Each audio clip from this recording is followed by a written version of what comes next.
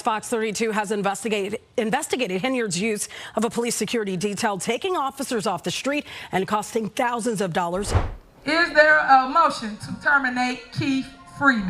Have you heard about the latest scandal shaking up the small Illinois town of Dolton? It's all centered around their mayor, Tiffany Henyard, and trust us, this one's a real doozy. Picture this: a small town mayor, living like a queen on the taxpayer's dime, throwing around public funds like confetti at a party, and caught up in enough scandals to make even Hollywood's wildest stars blush. You won't believe how deep this goes, from outrageous spending sprees to jaw-dropping allegations of corruption, and even potential FBI raids. Buckle up, because things are about to get wild. So that's one of the reasons I vote no when we go through our board packets. It's like, some of this stuff, it's like you don't know exactly what it's for, and then when you ask a question, there's no answer. So here's the scoop.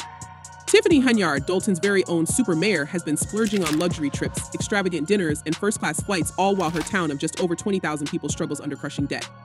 We're talking about $67,000 in travel-related expenses in just 5 months. Can you imagine that?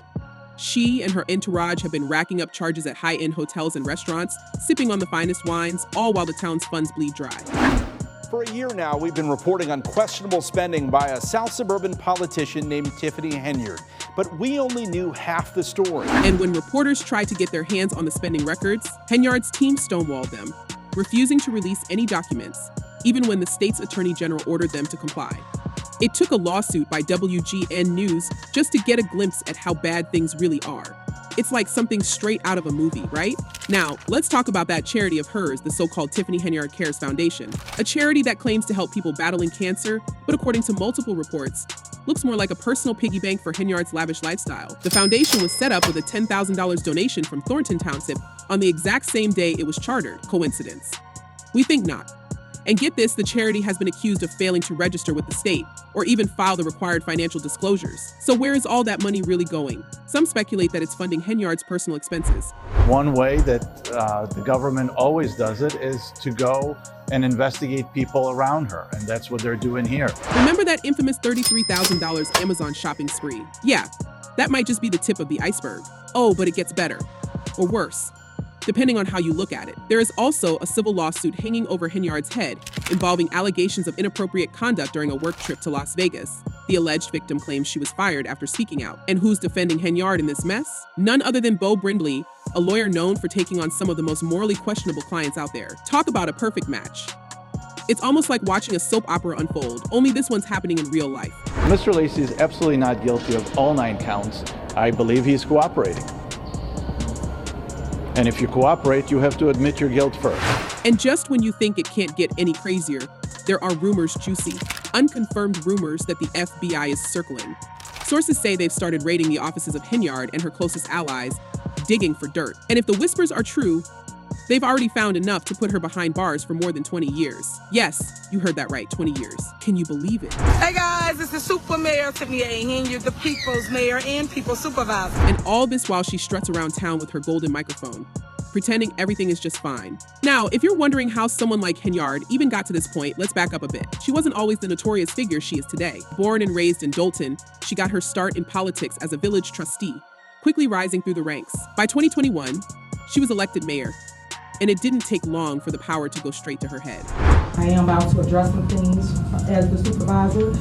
There will be no comments, there will be anything. It'll just be me addressing you guys to tell you what's going on. She's been described by critics as a dictator, using her position to intimidate opponents and reward loyalists. Some even say she runs the town like her own personal fiefdom, pulling licenses from businesses that don't pay up and using the local police as her own private security detail. It's no wonder the town is millions in debt, with police cars on the verge of being repossessed. Terminate his employment.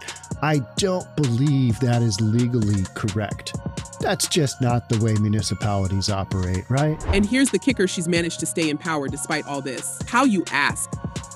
Well, it seems she's got a knack for playing the victim card. Whenever she's called out, she flips the script, accusing her critics of launching attacks against a strong Black woman. And let's not forget her flair for the dramatic.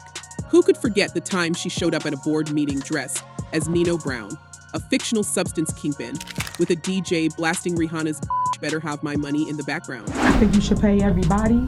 Is it the reason why you guys are not paying whatever that vendor is? What was it for? It was for shirts. That's what it's for. You just can't make this stuff up. But the tide seems to be turning. Residents are fed up, and they're making their voices heard.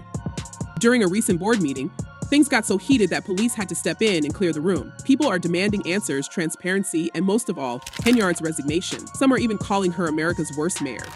Ouch. And with the FBI reportedly breathing down her neck, it looks like her days in office might be numbered.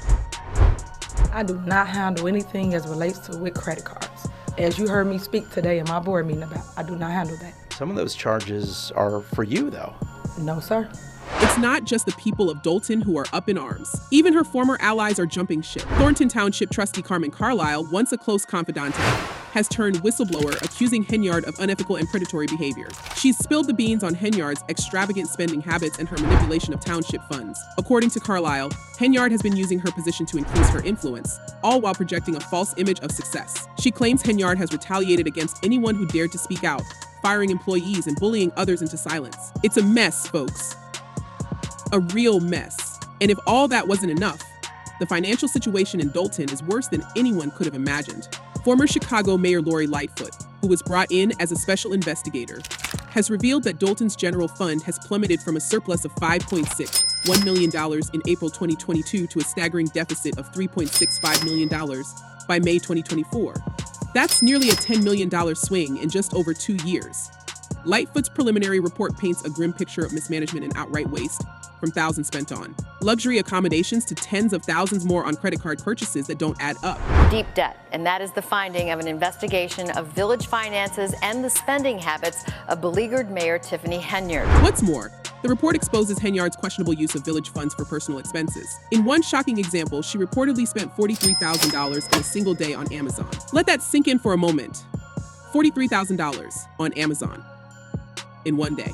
Who would make a one day purchase of over $40,000 to Amazon? And the main thing is, what is it? And that's just the spending we know about. Who knows what else is hiding in the village's books? The situation has gotten so dire that Illinois Comptroller Susana Mendoza has decided to withhold state funds from Dolton until Henyard and her administration can get their act together. Mendoza cited the village's failure to submit required financial reports as the reason for this unprecedented action. According to Mendoza, her office has tried to work with municipalities that are struggling, but Dolton is different. If Mayor Henyard refuses to follow state law, she said, my office will use the tools at our disposal to safeguard the interests of Dolton citizens. And that's exactly what's happening now. Meanwhile, Henyard's critics are growing bolder by the day. At a recent town meeting, one resident didn't hold back, shouting, "You're not accountable. You don't respect people who don't agree with you. You're not qualified for that seat." Another chimed in, "You know what happened in Vegas? You know what happened, and you should be addressing it." It's clear that the patience of Dolton's residents has run out. They're tired of the scandals, the mismanagement, and the constant drama. They want a mayor who works for them, not one who's too busy living it up on their dime. And let's not forget about Deputy Police Chief Lacy, one of Henyard's closest allies, who's now facing his own set of legal troubles. He's been indicted on bankruptcy fraud charges, accused of concealing assets and income to avoid paying creditors. His indictment is part of the same federal investigation that's been circling Henyard, and some believe it's only a matter of time before the news top time. I was saying, no, he's not employed by us. So you have got just this gyration. Lacy's lawyer has claimed that the charges are part of a bigger plan by the government to try to indict the mayor of Dolton. Is there some truth to that? Only time will tell. But wait, there's more. Keith Freeman, Henyard's former top aide and the registered agent of her controversial charity, has also been hit with bankruptcy fraud charges. He was reportedly cooperating with the trustees investigating Henyard's spending before things went south. It seems like everyone around Henyard is either jumping ship or getting caught in the crossfire. It's like watching a slow motion train wreck, and we just can't look away. So what's next for Tiffany Henyard? Can she weather the storm and cling to her position? Or are we witnessing the beginning of the end for Dolton's self-proclaimed super mayor? With the FBI reportedly closing in and her own allies turning against her, things aren't looking good. And with each new revelation, the calls for her resignation are only growing louder. We needed those officers to be on the street fighting crime. And instead, we have several officers that are riding around protecting the mayor. But here's the real question: will Henyard finally face justice for her alleged misdeeds? Or will she find a way to wriggle out of this mess and hold on to power?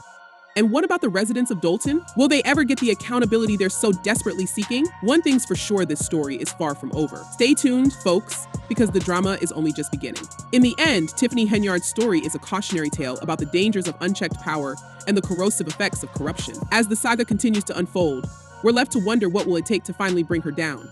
Will the FBI's investigation be the nail in the coffin? Or will Dolton's residents have to take matters into their own hands? Leave your thoughts in the comments below, and let's keep the conversation going. Until next time, keep watching, keep questioning, and keep holding those in power accountable.